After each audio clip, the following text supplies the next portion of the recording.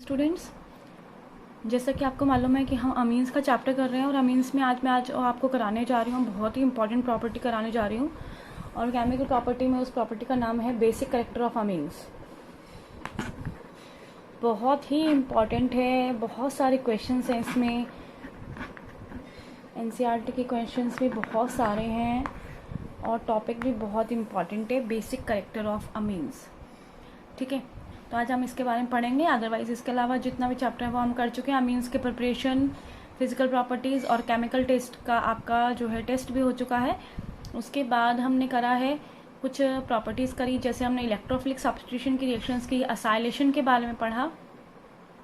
ठीक है, इसी तरह से हमने अल्काइलेशन भी करा था। तो आज हम करने जा रहे हैं basic character of amines. Amines जो है वो नेचर वाइज बेसिक होते हैं, कैसे मालूम वो देख लेते हैं। अमीन्स जो होते हैं वो बने किससे होते हैं? अमोनिया से बने होते हैं। ठीक है, मैंने पहले भी बताया था, अमोनिया अगर हम स्ट्रक्चर ड्रॉ करते हैं तो एक लोन पेयर है और 3 जो है बॉन्ड बन रखी हैं। हाइब्रिडाइजेशन की बात करते हैं तो कौन सा आ रखा है? sp3। शेप की अगर हम बात करें तो शेप कौन सी आ रखी है? पिरामिडल। ठीक है, यहाँ पर क्या रखा है? लोन पेयर आ रखा है। लोन पेयर होने की वजह से they work as Lewis base. और अमीन से ही हमारे पास क्या बन रहा है? अमोनिया से क्या बन रखा है? अमीन्स बन रखे हैं। अगर हम इसका एक एच रिप्लेस कर देती हूँ from the are,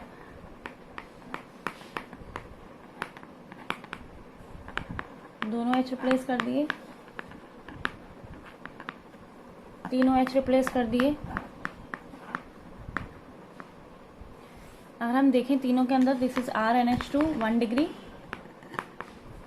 R2NH 2 degree, R3N 3 degree. अगर if we compare all these, तो तीनों में ही क्या है कि लोन पेयर कैरी कर रखे हैं। लोन पेयर होने की वजह से सबके सब वर्क कर रहे हैं एज लेविस बेस। कंपैरिजन करके देखेंगे कौन ज़्यादा स्ट्रॉन्ग बेस और कौन कम, लेकिन अभी एक बार पहला पॉइंट तो यही आ रखा है कि ये बेस क्यों है। तो ये लेविस बेस होते हैं because of the presence of lone pair of electrons on the nitrogen.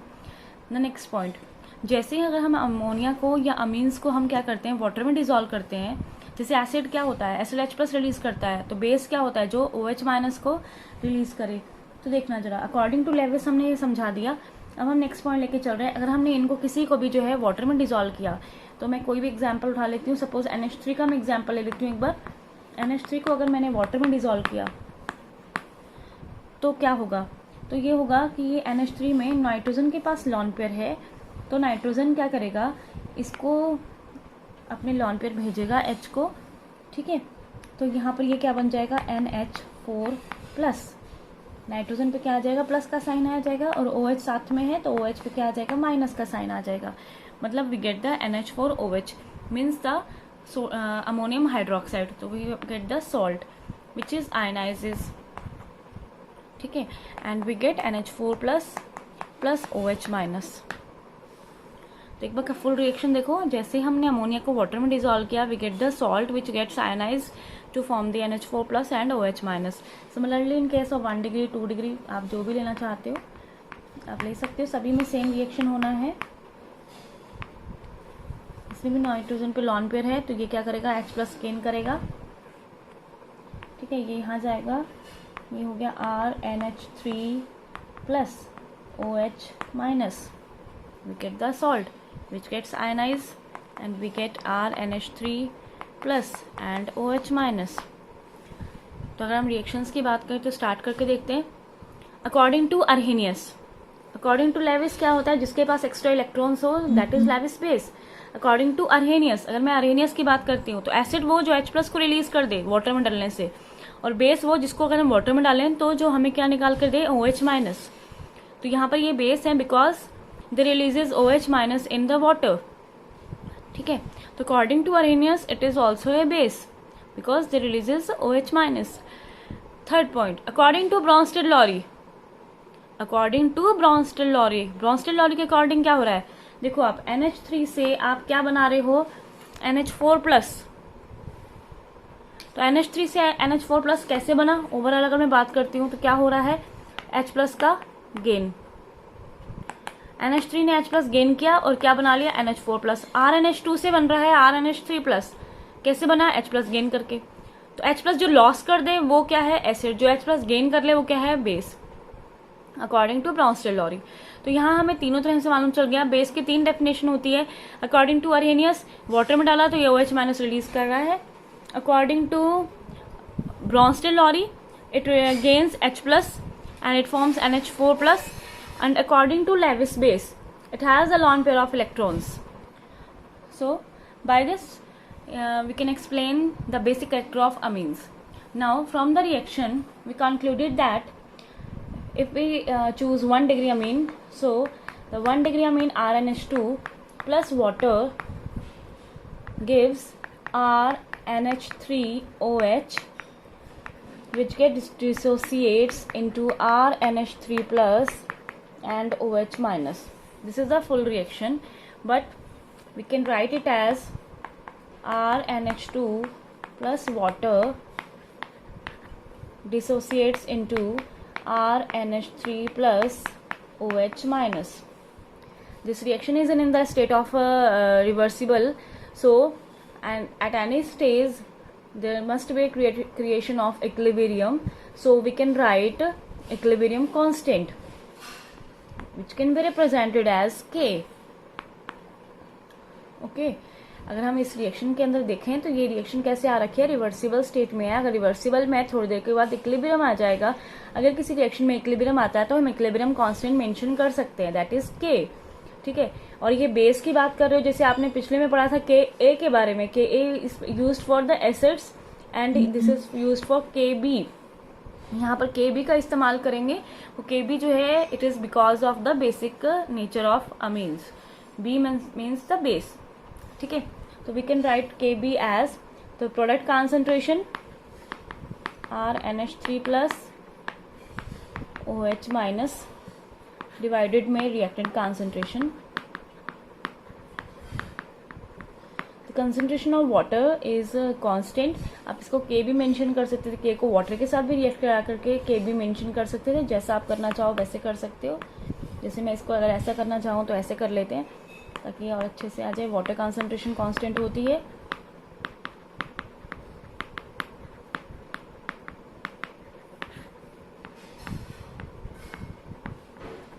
के भी कांस्टेंट है, वाटर भी कांस्टेंट है। तो जो हमारे पास आएगी टर्म, जो दोनों कांस्टेंट को कांस्टेंट से मल्टीप्लाई करेंगे तो नया कांस्टेंट राइज हो जाएगा। मैंने यहाँ पर मेंशन कर दिया के बी, ये आ गया है RNH3 plus OH minus RNH2। K B is directly proportional to OH minus.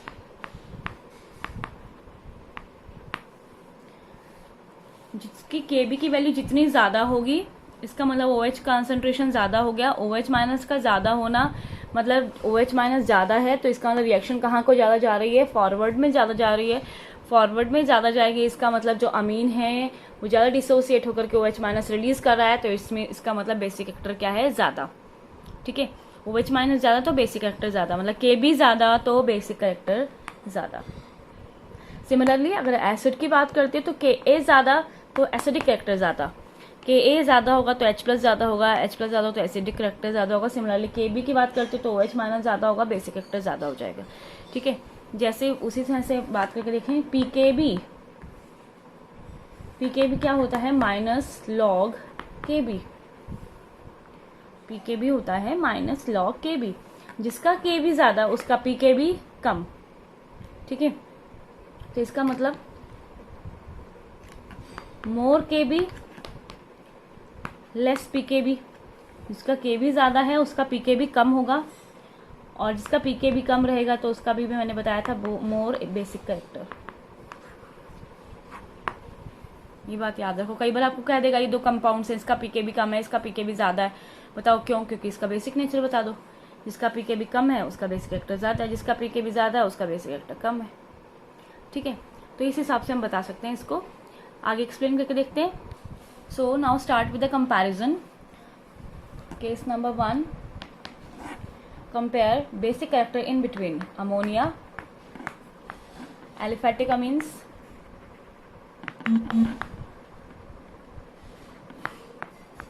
aromatic amines।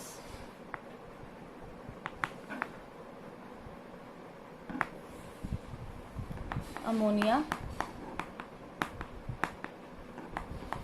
Aliphatic, मैंने ऐसे कंपैरिजन नहीं किया है 1 डिग्री 2 डिग्री 3 डिग्री, वो बाद में देखेंगे। अभी तो सिंपल 2 तो H मान लेते हैं चलो 1 डिग्री में, और एक हमने यहाँ पर लगा दिया सपोज CH3, 2 तो H लगा दिए हैं और एक लगा देते हैं बेंजीन। तीनों का स्ट्रक्चर देख रहे हैं, तीनों में नाइट्रोजन के पास लॉन पेयर है, तो फर्क देख लेते हैं तीनों में क्या है। यहाँ CH3 है, CH3 की बात करते हैं, CH3 इज electron releasing group due to inductive effect. ये इलेक्ट्रॉन रिलीज करेगा, that's why the electron density on the nitrogen increases.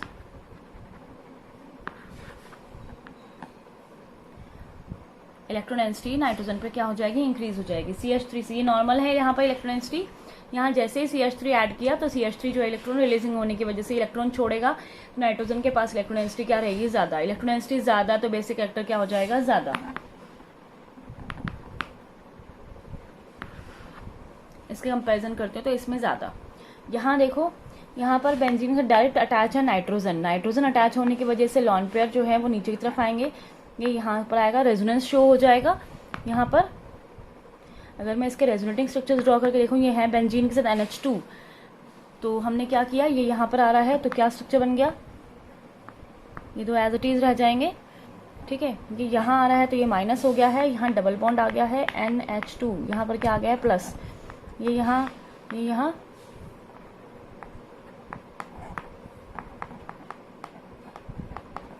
फिर ये यहाँ पे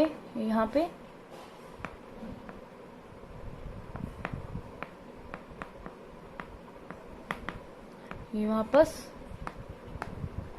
एनिलीन के स्ट्रक्चर है जैसे फिनॉल के करते हो as it is.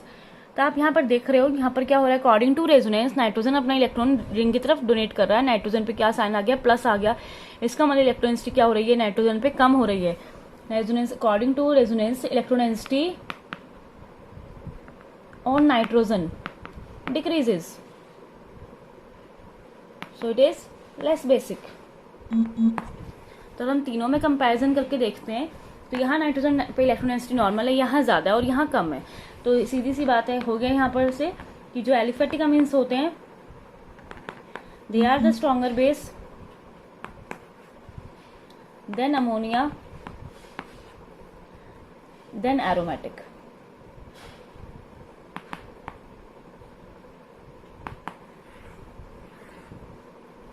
Aliphatic amines जो होते हैं वो ज्यादा सॉल्युबल होते ज्यादा बेसिक होते हैं बजाय के अमोनिया के, बजाय के एरोमेटिक के। रीजन को समझ में आ गया होगा। इसके बाद आते हैं हम नेक्स्ट पॉइंट के ऊपर। अब हमारे पास एलिफेटिक अमीन्स है 3 तरह के, कौन कौन से, 1 डिग्री 2 डिग्री 3 डिग्री। हालांकि ये तीनों ही, इनसे तो ऐसा है ही ये जो चीज, ठीक है। अब हमें इन तीनों में भी कंपैरिजन करना है कि कौन सबसे ज्यादा जो है बेसिक है और कौन सबसे कम, ठीक है। वेरी इंपॉर्टेंट पॉइंट, चेक करके देखते हैं।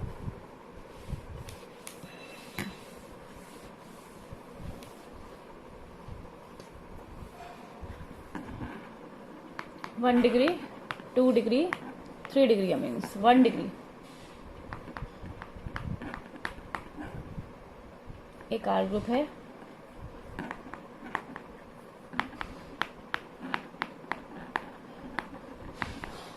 दो R ग्रुप है,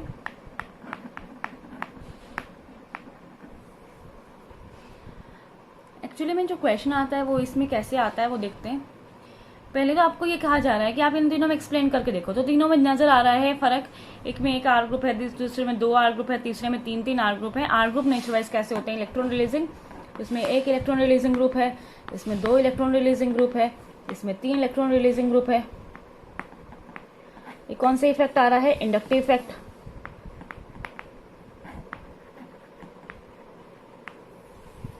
अब जितने R ग्रुप ज्यादा होंगे उतना इलेक्ट्रॉन ज्यादा छोड़ेंगे, तो नाइट्रोजन पे इलेक्ट्रॉन डेंसिटी ज्यादा हो जाएगी। इलेक्ट्रॉन डेंसिटी ज्यादा तो बेसिक कैरेक्टर क्या होना चाहिए, ज्यादा होना चाहिए। मतलब अकॉर्डिंग टू इंडक्टिव इफेक्ट क्या होना चाहिए, 3 डिग्री, फिर 2 डिग्री और फिर 1 डिग्री होना चाहिए। लेकिन ये ना हर बार सही नहीं होता। अमीन्स जो होते हैं ये बहुत जल्दी वाटर के साथ इंटरेक्शन कर लेते हैं।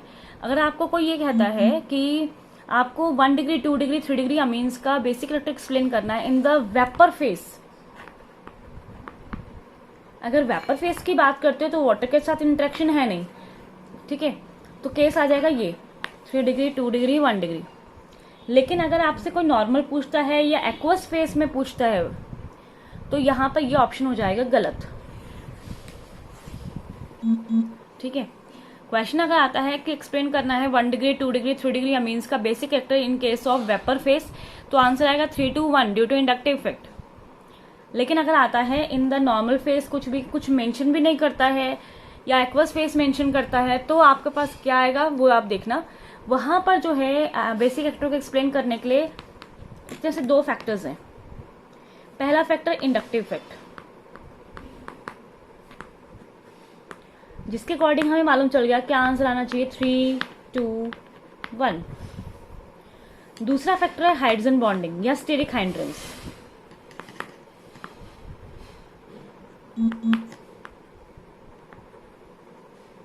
कुछ बुक्स जो है इसको अलग अलग पॉइंट से भी मेंशन करती हैं।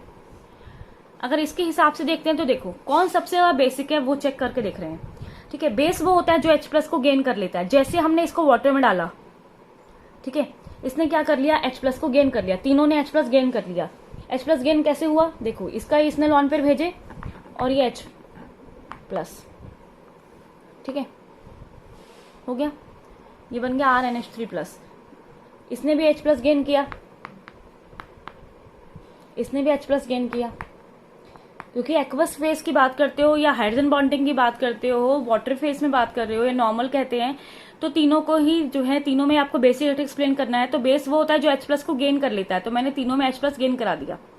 जो स्पीसीज बन करके आई वो देखी। अब तीनों में सबसे स्टेबल स्पीसीज कौन सी है वो देखो।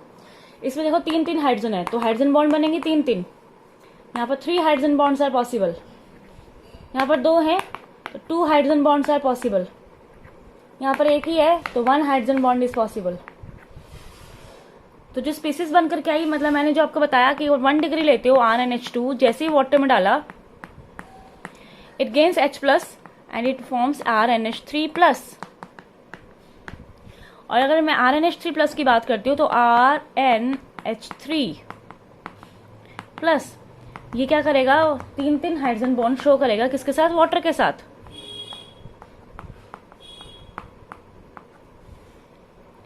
ठीक है, अगर हम इसको 1 डिग्री 2 डिग्री लेते हैं तो बनता है R2NH2+, तो वो 2 हाइड्रोजन बॉन्ड बनाएगा। R3NH+, तो 1 हाइड्रोजन बॉन्ड बनाएगा। तो सबसे स्टेबल कौन सा है, सबसे ज्यादा इंटरेक्शन कौन कर रहा है, ये कर रहा है। तो तीनों में सबसे ज्यादा स्टेबल ये स्ट्रक्चर है, मोस्ट स्टेबल। इसका मतलब तीनों में जो फास्ट रिएक्शन होगी वो किसकी होगी, 1 डिग्री की। 1 डिग्री वाला जल्दी से H+ गेन करके सबसे स्टेबल स्ट्रक्चर तैयार कर लेगा। इसका मतलब सबसे ज्यादा बेसिक कौन हो गया, 1 degree. According to hydrogen bonding same case वही बात है। अगर स्टेरिक हाइड्रेंस की बात करते हो वहां पर 3 बड़े बड़े R ग्रुप हैं तो वो जल्दी से H+ को गेन ही नहीं करेगा। नॉर्मल अगर मैं बात करती हूँ तो वहां पर हमने H+ गेन कराने की बात कर रहे हो तो 3 R ग्रुप बड़े होने की वजह से, बल्कि ग्रुप्स की प्रेजेंस होने की वजह से वो जल्दी से H+ को गेन नहीं करना चाहेगा। तो इसलिए 3 डिग्री सबसे लेस बेसिक हो गया, 1 डिग्री सबसे ज्यादा बेसिक हो गया। तो अगर इंडक्टिव की बात करते हो तो आता है 3 to 1, और हाइड्रोजन बॉन्डिंग है स्टेरिक हाइड्रेंस की बात करते हो आता है 1 to 3। लेकिन दोनों ही फैक्टर्स इंपॉर्टेंट है। सो अगर आपसे कोई नॉर्मल फेस में पूछता है या एक्वस फेस में पूछता है तो दोनों ही factors, by both these factors we concluded that, यहाँ पर आ रहा है 3 to 1, यहाँ आ रहा है 1 to 3। तो 2 देखो, यहाँ 3 सबसे ज्यादा है, यहाँ 3 सबसे कम है, यहाँ 1 सबसे कम है, यहाँ 1 सबसे ज्यादा, लेकिन 2 दोनों में बीच में है। तो सबसे ज्यादा बेसिक होगा 2 डिग्री, पहली बात। अब कौन सा फैक्टर लेके चले, 3-1 लेके चले कि 1-3 लेके चले, तो कभी तो चलता है 3-1, कभी चलता है 1-3, कभी तो इंडक्टिव फैक्टर प्रोमिनेंट होता है, कभी हाइड्रोजन बॉन्डिंग का फैक्टर प्रोमिनेंट होता है। कब कौन सा फैक्टर इंपॉर्टेंट होगा, ध्यान से सुनना। Inductive factor is because of R group. अगर एक R ग्रुप है तो 2 ग्रुप R ग्रुप है तो 3 R ग्रुप है तो उसके हिसाब से चलता है। तो अगर R ग्रुप का देखा जाएगा साइज, अगर R ग्रुप है बड़े साइज का तो इंडक्टिव इंपॉर्टेंट है, अगर R ग्रुप है छोटे साइज का तो हाइड्रोजन बॉन्डिंग इंपॉर्टेंट है।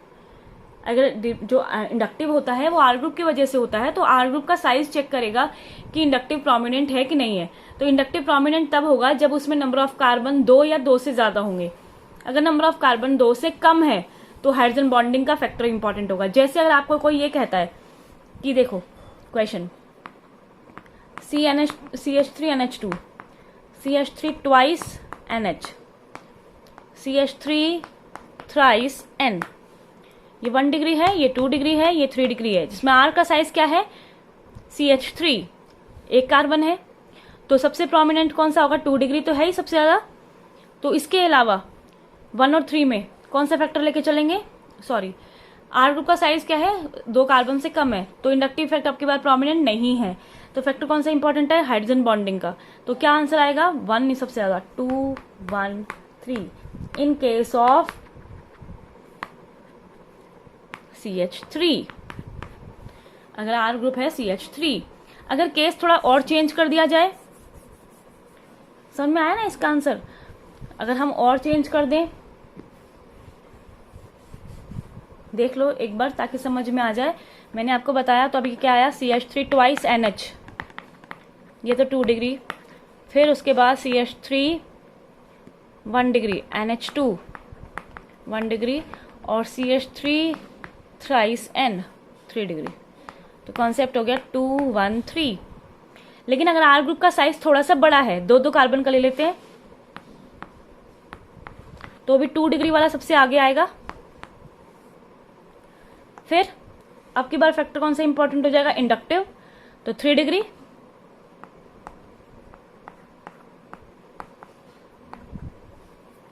और उसके बाद क्या आएगा, 1 डिग्री, 2 3 1, CH3 CH2 NH2।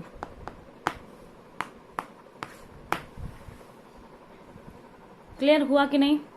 बहुत इंपॉर्टेंट क्वेश्चन है, बहुत इंपॉर्टेंट पॉइंट है जो हमें मालूम होना चाहिए। देखो क्या है, एलिफेटिक सबसे ज्यादा होता है, फिर अमोनिया होता है, फिर एरोमेटिक होता है। एलिफेटिक में भी सबसे ज्यादा होता है 2 डिग्री, बिकॉज दोनों फैक्टर्स प्रोमिनेंट हो जाते हैं।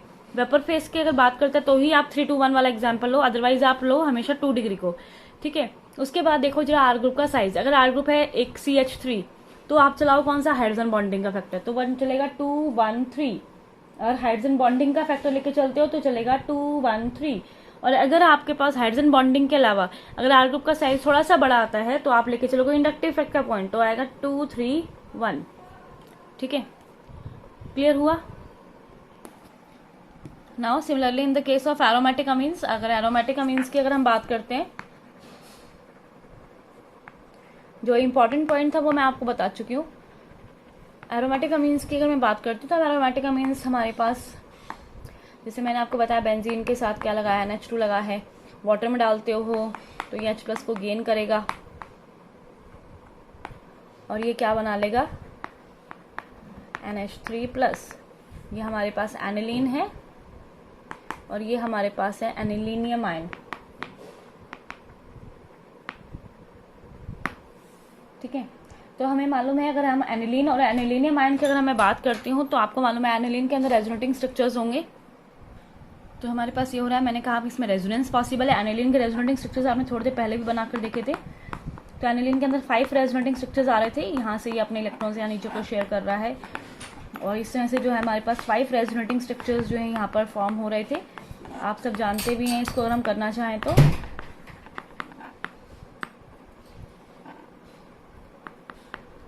ठीक है, आप लोग इसको बना भी सकते हैं, ये मैंने आपको पहले भी कराया था।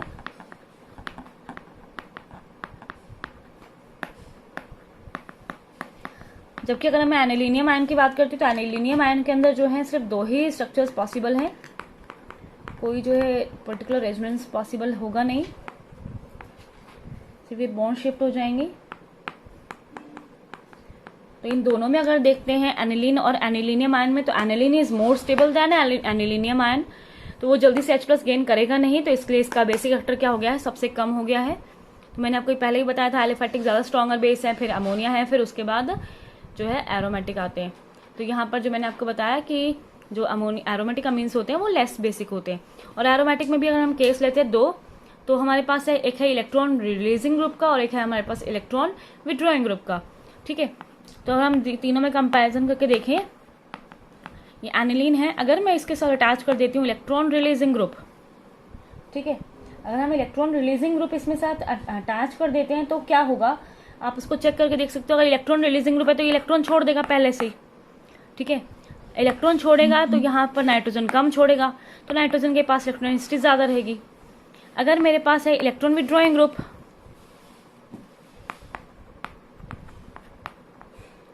तो नाइट्रोजन देता है बेंजीन को, बेंजीन देता है इलेक्ट्रॉन विड्रॉइंग ग्रुप को, तो ये इस तरह से जाएगा।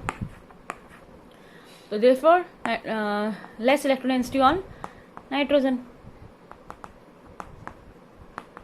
इसमें नाइट्रोजन के पास इलेक्ट्रॉन डेंसिटी कम रहेगी, इसमें नाइट्रोजन के पास इलेक्ट्रॉन डेंसिटी ज्यादा रहेगी। तो समझ में आया क्यों?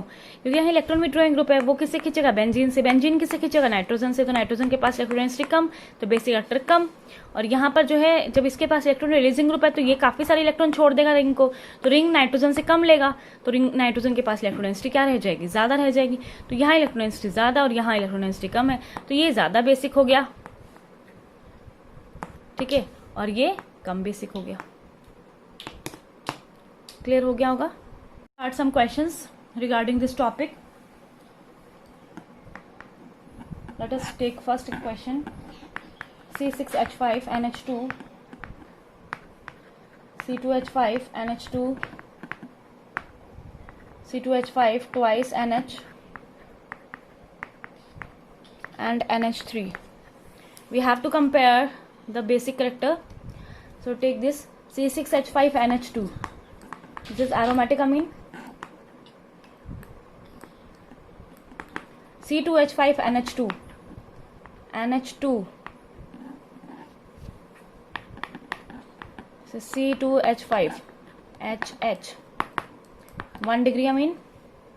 C2H5 twice NH, N H. C2H5 C2H5. This is 2 degree. And NH3, normal ammonia. So as we know,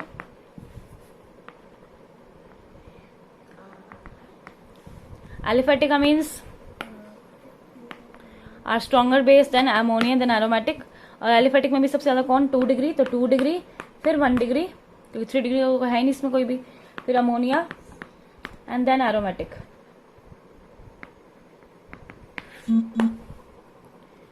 clear? Next question. Now take some other questions. See, this is C2H5 NH2, 1 degree amine, aliphatic. C6H5 NH2, 1 degree aromatic. C6H5 CH2 NH2. This is also 1 degree, but it is a mixture of aliphatic or aromatic. We can count it in 1 degree aliphatic. ठीक है? And this is 2 degree aliphatic. तो conclusion क्या आएगा? 2 degree सबसे ज्यादा हो जाएगा, फिर उसके बाद 1 डिग्री, जैसे मैं एग्जांपल लेती हूँ तो ये 2 डिग्री हो गया, फिर 1 डिग्री हो गया, ठीक है.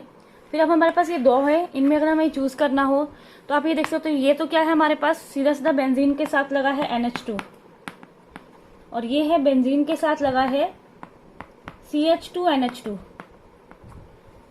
तो सीधी सी बात है, बेंजीन का स्टेटस काफी दूर है, तो डायरेक्ट कॉम्बिनेशन तो है नहीं, रेजोनेंस तो पॉसिबल होगा नहीं.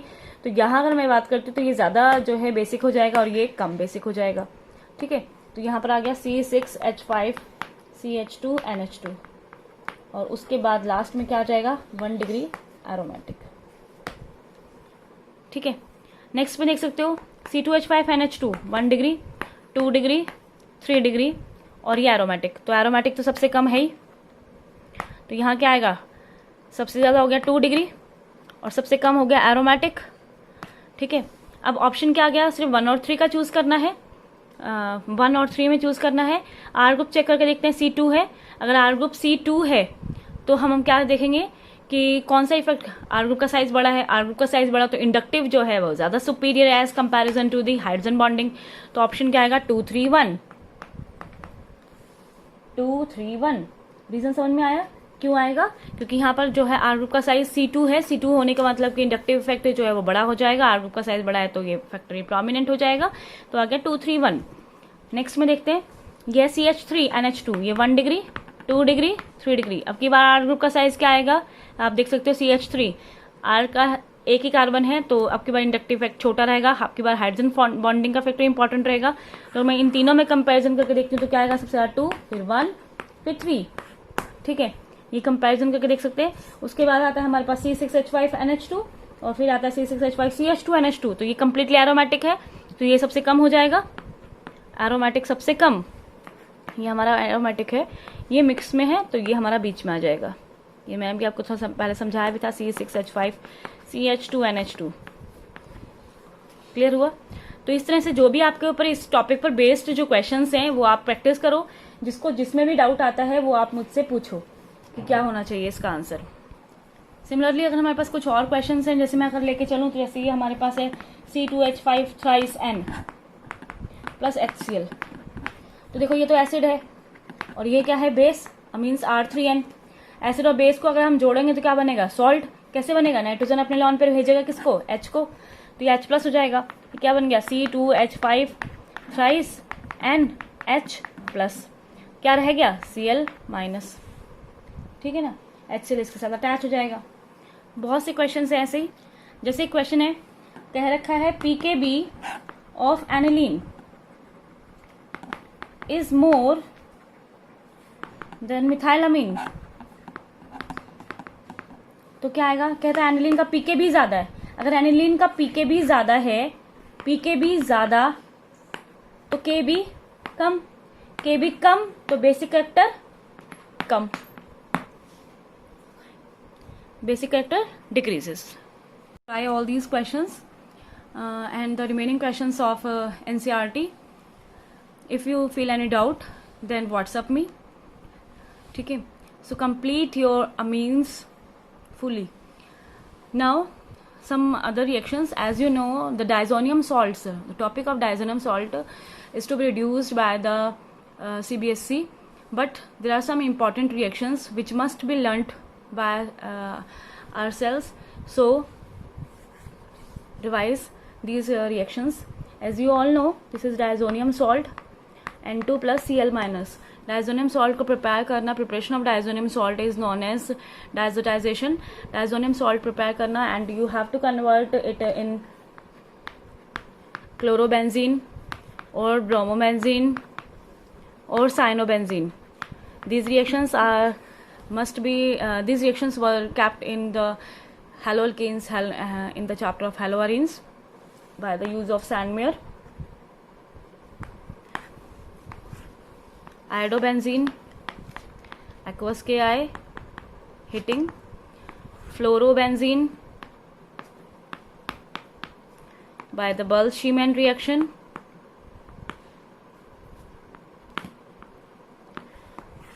Phenol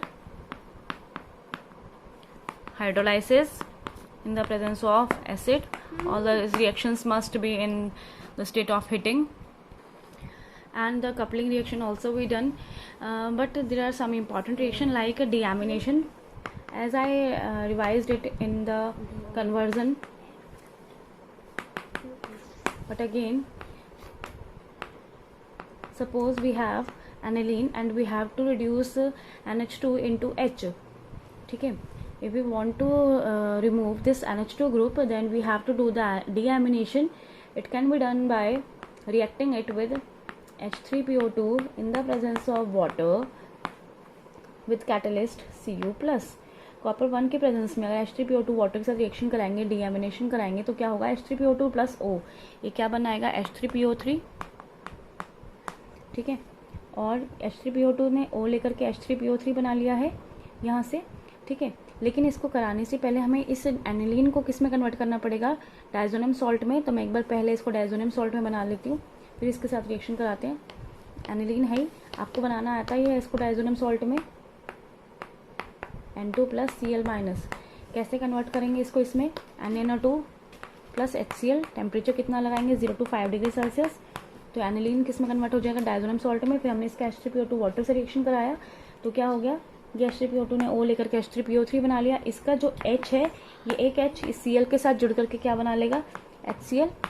नाइट्रोजन गैस रिलीज हो जाएगी and the remaining topic is C6H5 के साथ एक और H लग जाएगा and we get the benzene. अगर कभी भी आपको NH2 हटा करके बेंजीन लाना है तो आप क्या करो, उसको पहले डायजोनियम सॉल्ट में कन्वर्ट करो, फिर उसकी H3PO2 वाटर से रिएक्शन कराओ. H3PO2 O लेकर के H3PO3 बना लेगा, 2 H बचेंगे, एक H Cl के साथ जुड़ जाएगा, नाइट्रोजन बाहर निकल जाएगी, दूसरा H इस बेंजीन के साथ जुड़ जाएगा and we get the benzene. ठीक है, एक और भी रिएक्शन है, अगर मैं बात करती हूँ तो वो हमारे पास है कि हमें अगर NH2 को हटा करके NO2 लाना हो तो हम क्या करें, ठीक है, NH2 को हटा करके क्या लाना है, NO2। तो पहले इसका डाइजोनियम सॉल्ट बनाओ, NaNO2 plus HCl, temperature 0 to 5 degree Celsius, N2 plus Cl minus, ठीक है। जैसे बल्शीमैन में करते थे वही है, उसके आप रिएक्शन किसके साथ कराते थे, HbF4 के साथ कराते थे। N2 प्लस Cl माइनस है, उसका रिएक्शन आप करवाते थे HbF4 के साथ। तो आपके पास, आपको ध्यान हो तो H और Cl निकल जाता था। बल्शीमैन रिएक्शन आपने पढ़ा है, वही मैं रिपीट कर रही हूँ। तो आपके पास आता था N2 प्लस BF4 माइनस। तो एज इट इज़ बल्शीमैन आप रिएक्शन ले आओ, डाइजोनियम सॉल्ट बना लो, फिर HbF4 के साथ रिएक्शन करके N2 प्लस BF4 माइनस ले आओ। फिर उसके बाद क्या करना है, आपको इसको हीट करना है। हीट करते ही यहाँ से नाइट्रोजन गैस रिलीज हो जाएगी, लेकिन हीट किसकी प्रेजेंस में करना है, NaNO2 के प्रेजेंस में करना है। यहाँ पर हीट कैटलिस्ट, यहाँ पर भी क्या डलेगा, कॉपर, ठीक है। तो क्या होगा, ये BF4 है और ये NaNO2 है, यहाँ से क्या निकलेगा, आप देखो, ये Na और ये BF4, ये पूरा बाहर निकल जाएगा, NaBF4, ठीक है। क्या रह जाएगा, सिर्फ NO2। तो NO2 इस रिंग के ऊपर अटैच हो जाएगा। NaNO2 ऐड करेंगे in the presence of catalyst copper, तो यहाँ से N2 निकल जाएगा, NaBF4 निकल जाएगा और NO2 लग जाएगा। तो किसी रिएक्शन में अगर आपको NH2 को NO2 में कन्वर्ट करना हो, ठीक है, डाइजोनियम सॉल्ट सिलेबस से कट गया है, लेकिन आपको ये रिएक्शन सारी लर्न करनी है। NH2 को NO2 में कन्वर्ट करना हो तो क्या करेंगे, पहले डाइजोनियम सॉल्ट बनाएंगे, बल्शीमैन का यूज़ करके N2 प्लस BF4 माइनस तक ले आएंगे। उसके बाद हीटिंग करेंगे in the presence of NaNO2 with catalyst copper and we get release N2 gas, NaBF4 and we get the nitrobenzene, ठीक है। तो ये हमारे पास कुछ रिएक्शंस हैं जो आपको लर्न करनी है। अगर इसके अलावा भी अगर कोई रिएक्शन रह गई होगी या आप करना चाहो तो मुझे आप उसके बारे में मैसेज करो, ठीक है। तो यहाँ हमारा अमीन्स ख़त्म होता है। कल आपका जन्माष्टमी है, कल कोई वीडियो अपलोड नहीं होगी, तो कल तक आप इसको अच्छे से रिवाइज कर लो, ताकि हम परसों से जो है बायोमोलिक्यूल्स हम स्टार्ट करेंगे।